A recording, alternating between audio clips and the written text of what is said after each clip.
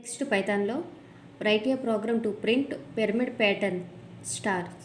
So మనం ఈ విధంగా అవుట్పుట్ రావాలి అంటే మన ప్రోగ్రామ్ అనేది లాజిక్ ఓకేనా.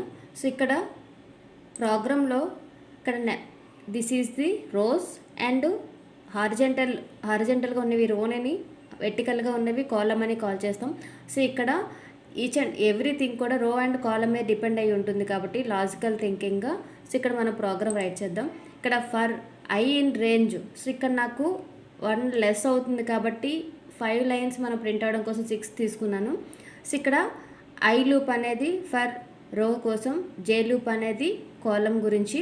నెక్స్ట్ ప్రింట్ స్టార్, సో ఇక్కడ మనం స్టార్తో ప్రింట్ చేస్తాం కాబట్టి ఎండ్ ఈక్వల్ అనేది ఆర్గ్యుమెంటు. సో నెక్స్ట్ లైన్ కోసం ఎండ్ ఈక్వల్ అనేది ఆర్గ్యుమెంట్ నేను యూజ్ చేస్తున్నాను. ఇక్కడ స్లాష్ అనేది 1 by 1, సో లైన్గా కాకుండా